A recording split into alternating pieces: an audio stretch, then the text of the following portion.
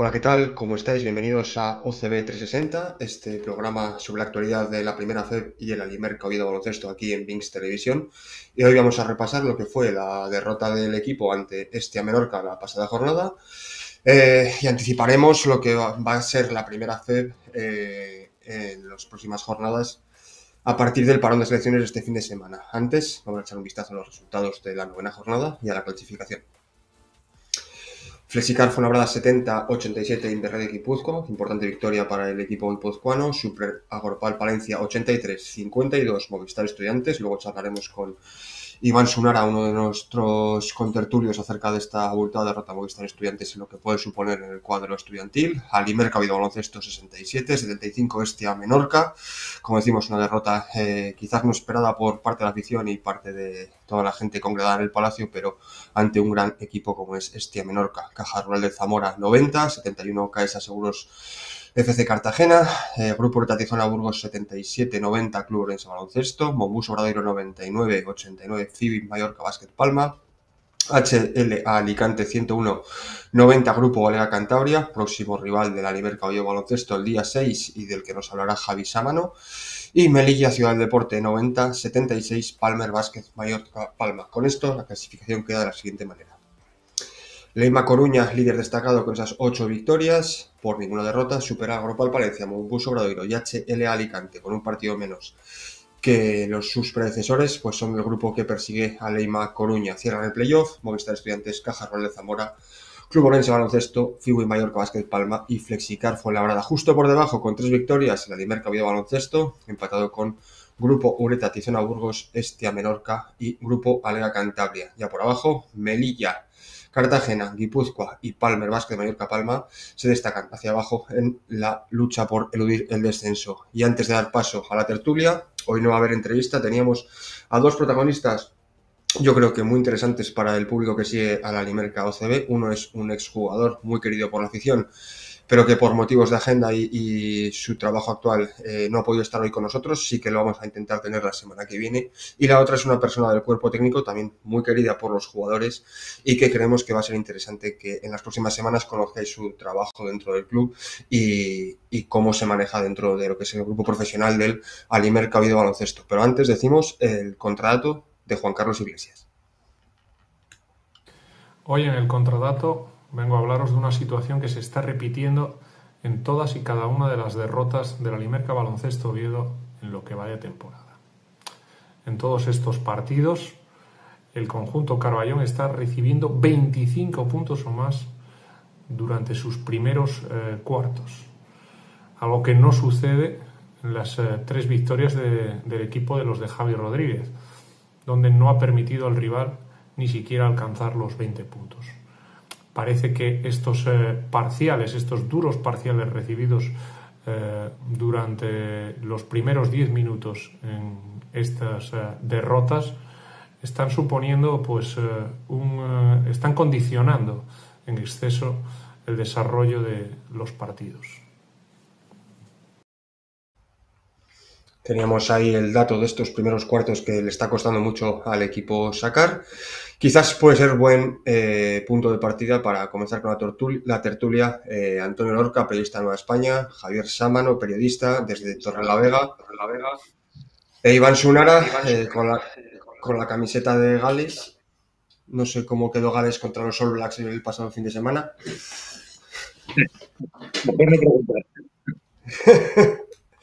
Bueno. Iván Sunara, seguidor socio del Alimerca Baloncesto y también buen articulista de básquet, y como vemos tiene también otras buenas aficiones. Chicos, no sé por dónde queréis empezar, pero bueno, barra libre. Yo por Gales. Por Gales.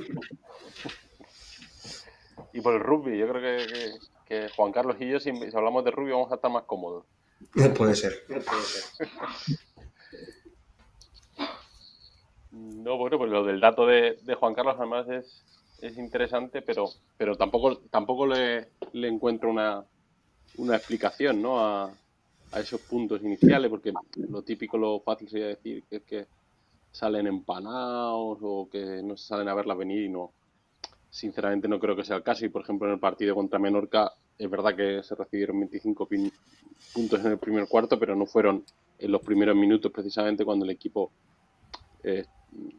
perdió esa ventaja. Fue más por la segunda mitad del primer cuarto. Yo creo que también influye en lo que tienes enfrente, ¿no? En este caso de este Menorca me parece muy significativo lo que tienes enfrente, ¿no? Y sobre todo porque lo que tiene, ¿no? Esta liga y cualquier liga, ¿no? Este a Menorca a lo mejor le ha costado más al principio porque no tenía todo el equipo completo, han ido entrando jugadores, lo pillas con una semana que han tenido sin partido y que yo creo que les ha venido bien para ir conjuntándose. Vicedo yo creo que había estado de baja y al final encuentras una plantilla que yo creo que es de las mejores de la liga y la encuentras en un buen momento para ellos y yo creo que fue un partido en el que Menorca estuvo muy bien. Me gustó que aparte del talento que tienen, defendieron. Yo creo que supieron cortocircuitar muy bien a Oviedo, frenarle su ritmo y que no fuera capaz de generar esas ventajas y luego, pues claro, tienen tanta amenaza. Ya nos puede hablar ahí Javi Samano, que lo veo por ahí, de Littleson, que lo pudo ver un poquitín el año pasado en Cantabria, de qué tipo de jugadores. Tienen a Cone, tienen a McFadden, que bueno, son palabras mayores, ¿no? Luego encima por dentro hubo una fase del partido en la que también Víctor Arteaga hizo daño. Son muchos puntos y aparte, bueno, pues el Oviedo yo creo que no estuvo muy acertado, no tuvo ese ritmo, no tuvo esa alegría y bueno, y aún así se perdió por 8 puntos, que no es una diferencia tampoco muy grande, ¿no?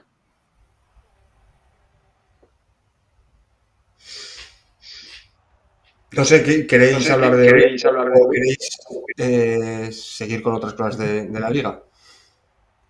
Se me hace raro ver el nuevo Palacio, ¿eh? Acostumbrado a Pumarín.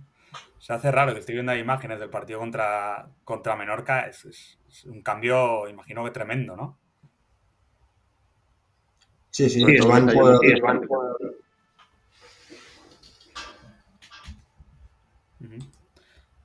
Mira, comentaba el otro día aquí en una entrevista David Mangas, que ahora es director deportivo de la Lega, que era entrenador hasta el diciembre pasado, que Menorca es después de los 4 grandes de la categoría, creo que es el mayor presupuesto de la primera fe.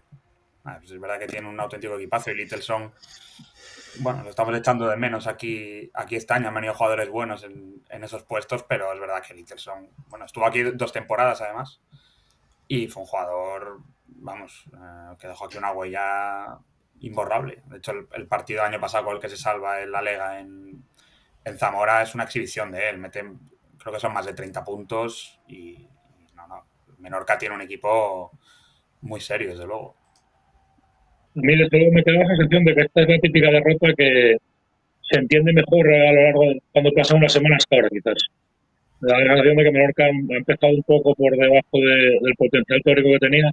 Y apuntaba antes Lorca una cosa que me parece importante, que venían de una semana de descanso, de cara a prepararlos para el partido y tal, tácticamente yo creo que salieron muy metidos. Yo la verdad que no fui al Palacio el otro día, vi el partido luego en diferido y sí me da la sensación, es verdad que cuando ves el partido ya sabiendo el resultado a lo mejor te fijas más en otras cosas, de que vi un Menorca con muy buen planteamiento de partido, con los roles mejor definidos, porque es un equipo que, hablabas del presupuesto, a priori, aparte de tener muchos jugadores, sí da la sensación, desde fuera al menos, de cierto desequilibrio, mucho jugador exterior de primer nivel, y sí le vi un plan de partido por parte de Zamora como más coherente, más definido en cuanto a los roles, tanto defensivos como ofensivos. Yo creo que por ahí pudo ser la clave y me da la sensación un poco de eso, de que a lo mejor, decía antes en la entrada que cierta parte que a lo mejor no se esperaba esta derrota al Oviedo o la aficionado, a lo mejor dentro de unas semanas el Mallorca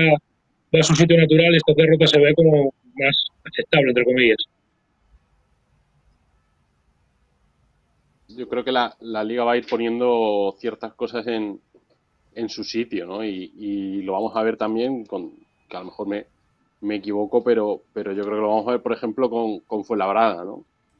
Que aquí la gente también, igual que a lo mejor se fueron un poco decepcionadas por prejuicio, ¿no? Se fueron un poco decepcionados la derrota contra Menorca, porque, bueno, por victorias y derrotas y por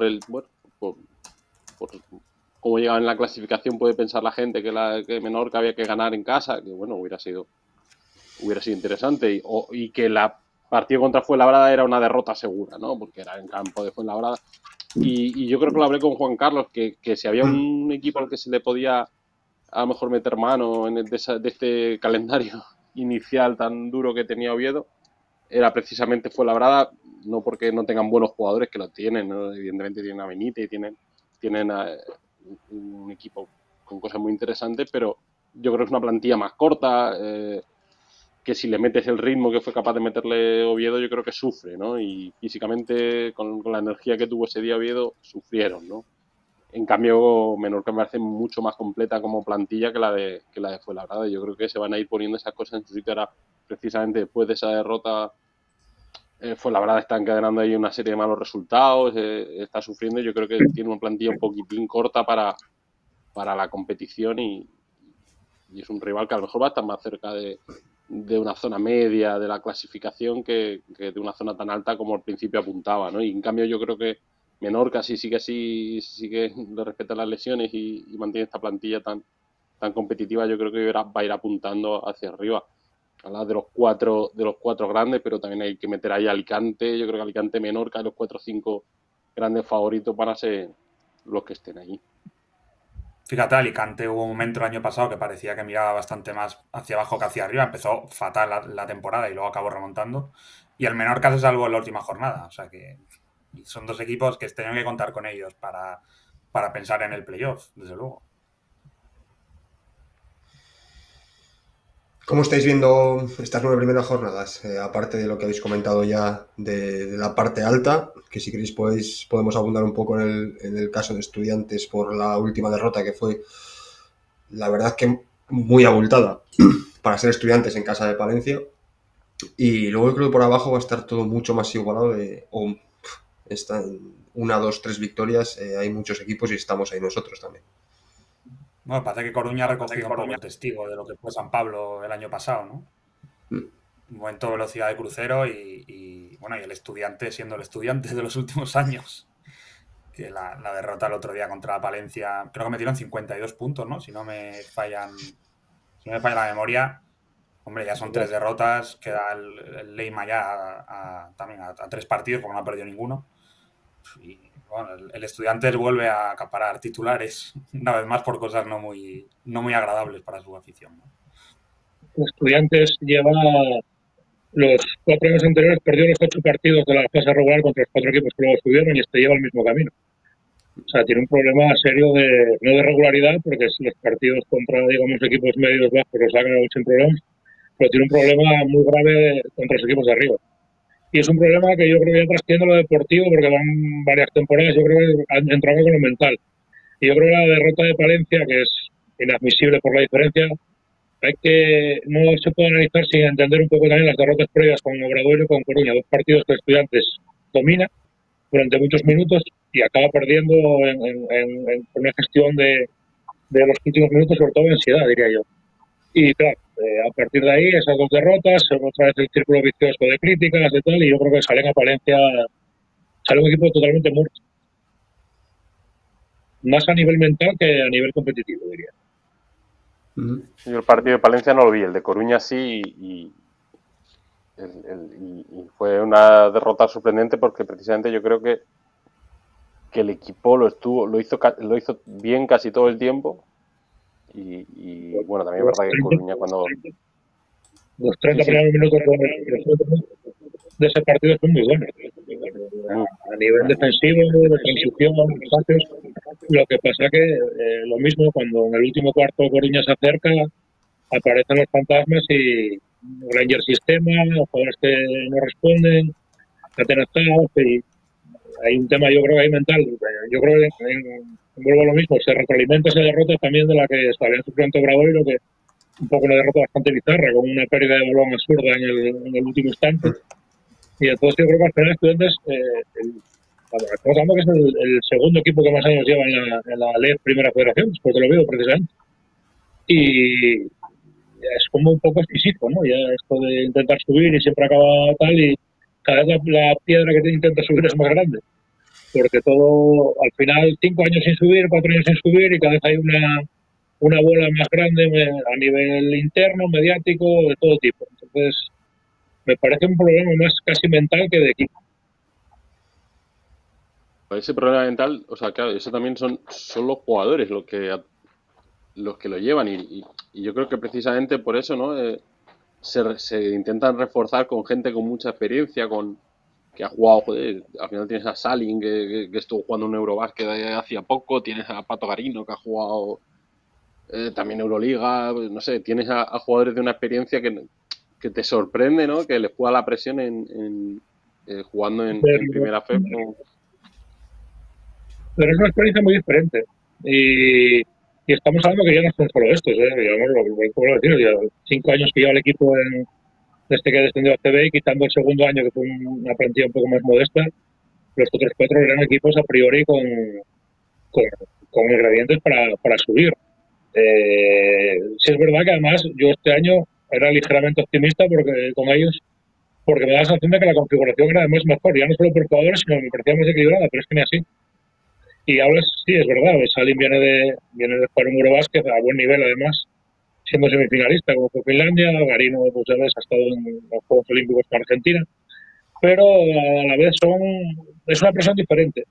Y son jugadores que en su selección a nivel competitivo eran jugadores de rol, jugadores complementarios, en un rol de tirador, anotador, saliendo casi del banquillo casi siempre, Garino más de intendencia, y aquí tienen un protagonismo que no es el mismo tampoco. Y en cualquier caso, ya te digo, me parecen presiones distintas. Me parece que hay una nube tóxica mental en torno al equipo que al final acaba acabando en todo. Sí, no, la historia es cómo sale de esta dinámica, ¿no? Porque ahora de pronto, que el inicio de temporada de Estudiantes yo creo que ha sido muy solvente, muy, muy bueno. Luego encima yo creo que ficharon a un entrenador como Tony, que yo creo que entre las virtudes que tiene Tony es el de generar buenos ambientes, el de dar estabilidad, ¿no? A mí me parece muy, muy meritorio lo que consiguió el año pasado con todos los problemas que tenía Fuenlabrada, hasta dónde llevó el equipo, pero una de las cosas que mantuvo Fuenlabrada precisamente, yo creo, fue de plantilla, cuerpo técnico, dejar todos los problemas que había con el club fuera y esa es la sensación que me da a mí viéndolo desde la barrera, pero da la sensación de que consiguió separar muy bien los problemas que tuviera el club y lo que era la plantilla y me pareció impresionante cómo compitieron hasta el final. Entonces Tony me pareció buen entrenador para este tipo de proyectos, para jugadores así. El inicio fue bueno, pero ahora de pronto en 3 semanas has perdido 3 partidos fundamentales, porque al final cuando estás compitiendo por un objetivo como el que está compitiendo Estudiantes, esas 3 victorias son remontables pero complicadas y te metes en un... Claro, ahora tienes que saber salir de eso, que no se te desmande más la cosa de la cuenta, porque con el nivel que hay en la liga, como empiezas a sumar derrotas, te puede pasar problemas y entonces tienes que intentar mantenerte en esa zona. Le va a costar ahora ya bastante remontar hasta ese primer puesto, que es el objetivo de todos estos grandes equipos, y luego tiene que afrontar, en el caso de que todo vaya bien, otro playoff y otro final a 4, que con la presión de la que hablaba Iván no es fácil ser Estudiantes en primera fe. No, claro, Vosotros que controláis más un poco la liga que yo, os sorprendería muchísimo que no subiera Coruña directos. ¿Lo veis como algo ya casi que se puede dar por más o menos descontado? A mí me parece pronto. Me parece pronto porque Coruña empezó muy bien, pero me parece un diferente a San Pablo o a la Andorra de hace unos años. Me parece que tiene algo menos de fondo de armario que esos equipos. Me parece un equipo que ofensivamente brilla mucho, pero quiero ver luego cuando las cosas se pasan las semanas cómo va a responder defensivamente. Me da la sensación de que Obradoiro, ahora con el fichaje de Spade y tal, ha definido mucho mejor roles y me parece que no tengo tan claro que tienen que jugar todavía entre ellos. No tengo tan claro que Coruña vaya a subir directo. Sí, me parece favorito, pero no me parece que vaya a haber una claridad, un liderazgo tan claro como el que vimos ayer pasado con San Pablo, por ejemplo. Mi opinión mía, vamos, que no tiene la Lorca. O sea, que ese primer puesto no creo que se vaya a definir como se definió el...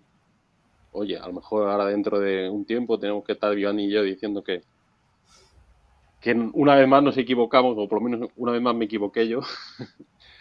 Pero yo creo que, mira, Obradoiro, estoy de acuerdo, él sufrió al principio alguna derrota que no se contaba, pero yo creo que se ha reforzado bien, ha apuntalado muy bien las posiciones, y lo que dice Spain me parece un jugador que le va a dar muchísimo, y yo creo que va a perder pocos partidos a partir de ahora, y además yo creo que tienen bastante tranquilidad, incluso a lo mejor parece una barbaridad lo que digo, pero haber perdido esos partidos al principio y que sea Coruña del que todo el mundo está hablando ahora, no le viene mal a Obradoiro, porque ellos van a ir ganando sus partidos, nadie va a ir mirando porque no van a ir primero, va a estar todo el mundo hablando de Coruña, de lo que bien lo está haciendo Coruña, y la sorpresa llegará cuando pierda un partido, que yo creo que lo perderá, ¿no? Coruña, y mientras Obradoiro yo creo que está construyendo un poco, quitándose a lo mejor cierta presión. Hablamos de Estudiantes, hablamos de Coruña por lo bien que lo está haciendo, pero de Obradoiro a lo mejor hablamos menos, y yo creo que van a estar ahí, van a ser una de las principales competencias de Coruña, que por el inicio de temporada parece que lleva una cabeza de ventaja, pero lo que dice Iván, es un equipo que a lo mejor un día que le bajen los porcentajes, tiene mucho por fuera, también tiene por dentro, pero yo creo que también juegan a ese ritmo, ¿no? Yo creo que Carlas está intentando llevar entre muchas, salvando las enormes diferencias, ¿no? Ese ritmo de París del año pasado en Euroliga, que fue un equipo que sorprendió muchísimo, llevar ese estilo a su equipo, y por lo que me parece Carlas como entrenador, y personalmente ojalá les vaya muy bien, pero bueno, yo creo que estamos en el principio de la temporada, y que esa pelea yo también creo que no va a ser el Burgos del año pasado, no va a estar este año, pero habrá que ver. Javi, ¿cómo ves a Torrelavega? Ya que es nuestro próximo rival y estás por allá. Bueno, pues es un equipo es un poco difícil decirte, porque todo este principio de temporada está teniendo un aire de provisionalidad, sobre todo por el tema de las lesiones. Todavía no hemos visto a la plantilla entera funcionando, porque en todos los partidos ha faltado alguien por una lesión o por un virus o por... Bueno, digamos que está la cosa un poco complicada en ese sentido en este inicio de la temporada. Esta semana justo ha habido una buena noticia para el equipo, además, que es que Pablo Hernández, que había fichado por 2 meses por la lesión de Alderete, se va a quedar hasta el final de la temporada, que venía rindiendo a gran nivel. Y de momento es un equipo que, con respecto a cómo comenzó el año pasado, hay una gran diferencia, y es que fuera de casa compite, lo cual para el Oviedo es una mala noticia. No sé si recordáis el partido en Pumarín del año pasado, sí, en diciembre, que fue una auténtica paliza del OCB, creo que 95-70, si no me equivoco, que lo miré antes. Que además supuso el despido de David Mangas. Fue el último partido de Mangas en el banquillo antes de que... Bueno, luego llegó Alex, estuvo su segundo Alex, que estuvo 2 o 3 partidos, parecía que se iba a quedar él, eso lo confirmó el club, y luego acabó llegando Lolo, y bueno, Lolo es el entrenador que continúa en el banquillo del equipo de Torrelavega esta temporada, que el año pasado lo hizo muy bien, con la llegada en invierno de jugadores como Reggie, que fue absolutamente clave en la permanencia, y que le dio otro aire al equipo, un Reggie que continúa en el equipo este año.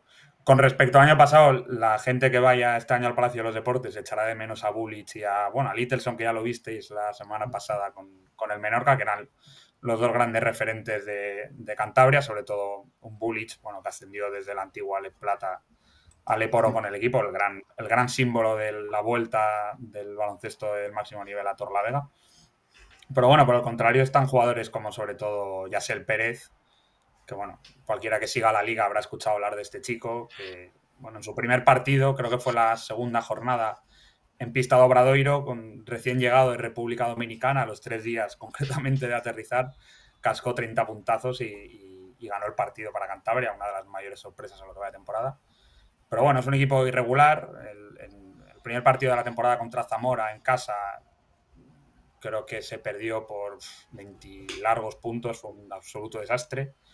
Y peor fue todavía el segundo partido en casa contra Palencia, que se perdió, creo que fue el 7º partido de la historia de la primera FEP con mayor diferencia de puntos. Creo que se perdió por 49, si no me equivoco. También otro de los jugadores que llamará la atención a la gente que vaya al Palacio el próximo sábado día 6 será Harold Yu, el jugador chino, que creo que lo pudisteis ver en el partido de pretemporada en el Palacio, que bueno, llama mucho la atención por su altura, mide torno a 2,25, es uno de los jugadores más altos que se han visto aquí en España y que viene a hacer su mejor partido en la derrota en Alicante en el último partido. La Lega perdió por 11 puntos, pero Harold metió 16, los 16 de tiro libre. Eso te iba a preguntar, que puede ser que no tire ningún tiro de campo y que haga los 16 puntos de tiro libre. Fueron los 16 de tiro libre, 16 de 17, o sea, los metió prácticamente todos. Pero bueno, es un jugador que genera cierta polarización aquí en la afición, o sea, es verdad que al principio de temporada le ha costado entrar en el equipo. Él viene de jugar en la universidad en Estados Unidos, pero bueno, la adaptación ya no solo a nivel deportivo, sino a nivel humano. Entendemos que es un proceso un poco complicado para alguien que viene de una cultura tan diferente como viene él y que además evidentemente no manejaba el idioma. Pero bueno, últimamente hay brotes verdes con su rendimiento, que es verdad que hay mucha gente aquí en Torlavega que ya no está dispuesta a pasarle ni una más al bueno de Yu. Bueno, en el partido de pretemporada en el Palacio, Lolo le pinta un indirecto para empatar el partido de triple. Ah, sí, el triple. Sí. Sí. Y lleva el partido a la prórroga. O sea, más no tiene. Sí, ya te digo que es un jugador curioso de ver, ¿eh? Aparte de por su propia fisonomía, que evidentemente llama mucho la atención. Yo creo que es un jugador con buena capacidad para el pase, que es algo que sorprende en alguien tan alto. Aunque es verdad que el estilo de juego de la Liga yo creo que no le favorece. Y a mí es algo por lo que me sorprendió su fichaje, porque a Lolo le gusta jugar rápido, tirar muchos triples, baloncesto más dinámico. Y, por ejemplo, situaciones de poste para Yu, de momento estamos viendo más bien pocas. Y, hombre, un jugador de su tamaño y con la buena mano que tiene él, en ataque yo creo que se le podría sacar más partido. Pero bueno, ya te digo que también creo que es una cuestión estilística. Y luego, en defensa últimamente también es verdad que está creciendo, está más duro. Al principio de temporada le estaba faltando bastante contundencia, se le vio un poco perdido. Pero bueno, ya te digo que aquí hay opiniones para todos los gustos en Torlavega con respecto a su figura. Una pregunta que me interesa. ¿Se está adaptando mejor a Torlavega Hasél que Yu, eh? Sí, Hasél. En general, sí. Te puedo confirmar que está muy adaptado tanto al equipo como a la ciudad y sus costumbres. O sea, se siente como en casa. O sea, además ha sido una locura aquí, porque después de aquel partido del que se hablaba antes contra el Obradoiro, le mete 30 puntos y se presenta en sociedad y aquí todo el mundo lo flipa a tope con él. Al siguiente partido contra el Palencia en casa se presentaron no menos de 50, ¿no? Había unos cuantos dominicanos, además habían hecho camisetas, que le llaman el rey del pop, porque celebra los triples haciendo el baile del moonwalk, el paso famoso de Michael Jackson, y con camisetas de él y tal. O sea, ha sido un auténtico fenómeno de masas aquí en Torlavega y Hasél. ¿Qué tan peligroso no adaptarse como adaptarse demasiado? Es una forma de verlo, sí.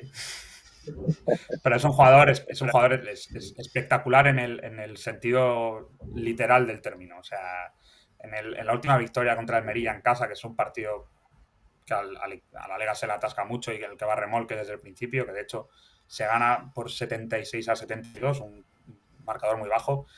Hasél mete 19 puntos, pero con 5 triples que son espectaculares. O sea, hay un par de jugadas que se hicieron virales en redes sociales en las que hace un step back sentando al defensor y mete unas canastas punteadas. Pero además es un jugador que tiene una cosa buena, que no es el típico anotador metralleta que es incapaz de pasar el balón, sino que él es inteligente y cuando recibe mucha atracción por parte de la defensa rival sabe doblar bien el balón y encontrar a los compañeros en las esquinas. O sea, que es un gran jugador. Pero bueno, Lolo, sí que es verdad que Lolo le ha exigido siempre mucho más en defensa. Me acuerdo después de la derrota en Fuenlabrada, en la que públicamente Lolo en rueda de prensa le reprochó su actitud, dijo que no le valía nada que metiera 30 puntos y luego en defensa no bajaba el culo, como se suele decir. Pero bueno, oye, evidentemente es el principal peligro de la Liga y uno de los jugadores a nivel ofensivo más brillantes que recuerdo yo en Primera Fed. Con esto, bueno, con la salida de Maika de Granada, ¿hay temor en Torrelavega de que pueda repescarlo con Irán? Sí, mucho. El temor está de antes ya, o sea, el temor está desde el día 1 que puso un pie en la ciudad. Pues bueno, aquí se comenta que él, hay una ventana entre el 15 de diciembre y el 15 de enero en la que Granada le puede recuperar. Y, hombre, tal y como va la cosa allí en Granada, un jugador además que es tan efectista y que llama tanto la atención como Yasel, pues, hombre, puede verse en Granada como una especie de tabla de salvación a la que aferrarse, porque es verdad que es un jugador que tiene muchos puntos y, hombre, habría que verle en la ACB, que evidentemente es otro nivel, pero sí que aquí tenemos todos el miedo de que en Granada le reclamen y se vaya, sí. Es un temor muy latente, muy latente. Sí, yo creo hay un podcast este verano que Montero, el jugador de Valencia Basket, dice que si Pérez quiere jugar en primeras divisiones europeas tiene que acostumbrarse a los hábitos y a la exigencia de una liga europea. Entonces, bueno, tiene buenos avalistas en Europa, con sus compañeros de selección. Sí, él además en República Dominicana es todo un fenómeno social. O sea, él en Instagram creo que tiene casi 300.000 seguidores y es súper conocido ahí. O sea, además es muy gracioso porque en cada publicación en redes sociales de la Liga hay 50.000 comentarios referentes a él, a cómo juega Yasel, banderas de República Dominicana. O sea, está poniendo al equipo en el mapa, desde luego. Pero me estás dando una idea para seguir vendiendo el partido, macho, porque ayer solo se me ocurría el tema Astur Cántabro y puse una vaca en redes y igual tiro por Electro Latino, tío. No, hombre. Un poquito de reggaetón, sí. Sí, además él lleva muy a gala la cultura de su tierra, o sea, no engaña. Sí. Le toda la comunidad. Sí, a llamar a toda la comunidad caribeña de Oviedo a acudir al partido. Sí, señor. Y por cierto, acaba de anunciar el club que traéis un segundo autobús, o sea que poco a poco. Sí. Hombre, yo tengo intención de pasarme por allá a conocer el palacio, que tengo ganas. Estuve muchas veces en el viejo Pumarín, que tenía, como se dice ahora, mucho aura, ese pabellón. El pabellón ganaba partidos. Pero yo tengo ganas de conocer el nuevo. Es que ya te digo que viendo las imágenes aquí del partido contra el Menorca, se me hace hasta extraño. O sea, se ve que es un pedazo de pabellón, vamos, una maravilla. Oye, Iván, ¿qué sensaciones te ha dejado el Palacio a ti? Una vez como espectador, como conociendo el viejo. Buenas, muy buenas. Tanto de visibilidad como de comodidad. Me parece. Yo estoy sentado detrás, digamos, del banquillo visitante, pero he estado, los primeros días en pretemporada aproveché para que había menos gente para caminar un poco hacia arriba y me parece que tiene visibilidad muy buena desde todos los ángulos. Me parece que los sillones son muy amplios, el pasillo entre filas también es amplio, que se agradece por comodidad. Y no, en general muy bien. Veremos. Pequeños al principio, el primer día el marcador y pues la falta de vara aún todavía, esas cosillas, pero yo creo que son cosas a pulir, no lo básico me parece que está muy bien. Además, por lo que veo ahí, la gente está respondiendo muy bien, ¿no? El pabellón está teniendo mucha afluencia de público, ¿no? Sí, yo creo que ha sido muy cierto la campaña del club de que los socios pudiéramos hacer un 2x1 llevando a gente nueva y implicar también a colegios y tal. Yo creo que porque era necesario para un salto así, yo creo que la gente está respondiendo. Sí, estamos la verdad que satisfechos. No sé si mañana o pasado habrá una rueda de prensa de Franco García, director general, valorando la campaña de abonados y proponiendo ya nuevas cosas para el resto de temporadas y seguir creciendo en masa social. Me dice que nos queda un poquito tiempo. Lorca, Javi, Iván, no sé si queréis apuntar algo más de la liga, del equipo y cerramos. Yo, para despedir, insistir en lo del Palacio, que yo creo que ha quedado bien, como decía Iván, y luego ya lo de la afición, yo creo que hasta los que éramos moderadamente optimistas con con el traslado al Palacio estamos sorprendidos. 4.881 personas creo que fueron el otro día las que fueron a ver un partido contra Menorca, que ya no estamos hablando de que te venga Estudiantes o te venga a lo mejor Obradoiro, que también te puede venir gente de allí, sino ahí al final son 4.800 tuyos. Luego ahora tenemos la noticia, ¿no?, que salió de ayer de que va a haber una ventana de la selección española también en Oviedo, lo que igual también, bueno, yo creo que en ese tema de la costumbre de la gente de ver baloncesto en la ciudad es interesante también. Y bueno, lo único que decirle a Sámano que creo que se le ha denegado la acreditación o la entrada para venir a ver a Lega, que ya lo pasó muy mal. De lo que me acuerdo del partido de Alega el año pasado en Pumarín no fue nada de lo que pasó en la pista, sino en la cara de Sámano. No llegué al último cuarto. Bueno, a mí, yo recuerdo la rueda de prensa de David, tío. Fue dura, ¿eh? Buah. No, y dejó titulares y me acuerdo que a los jugadores les arreó. O sea, sí. Fue su última rueda de prensa, realmente. Pero bueno, yo más que al partido del año pasado en Pumarín, espero que se parezca al de hace 2 temporadas en el Trueba, que estaba ahí Lorca en primera fila viviéndolo intensamente. A ti sí que te han denegado la entrada del Trueba, tío. Más vale que no sea como no sea otro atraco como el que nos metiste. Con un arbitraje impecable. Pero ese partido todavía se recuerdan. Yo diría de verdad que es el partido más épico que hemos vivido aquí en Torlavega desde que volvimos a primera FEP, ¿eh? O sea, fue tremendo. Ya sé que a vosotros os gusta menos recordarlo normal, pero todavía se acuerda mucho la gente de aquel partido aquí. Iván, cerramos contigo. Pues nada, aquí nada que añadir. Yo, de hecho, no me lo voy a perder porque yo tengo teatro ese día, que voy a ver los yugoslavos a los jovellanos, así que nada. Muy bien. Le dejo mis entradas. Si le denegáis la acreditación, le dejo mi sitio. Gracias.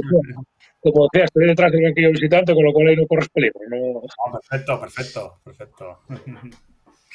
Sitio, no te lo digo. Bueno, chicos, muchas gracias por pasaros por Oviedo Baloncesto 360. Esta semana no hay partido, la que viene sí. Recibimos a Lega Cantabria el sábado 6 a las 7 de la tarde. Las entradas ya están disponibles en oviedobaloncesto.com y nada, esperamos que nos acompañéis el próximo sábado en el Palacio. Un saludo y buenas tardes.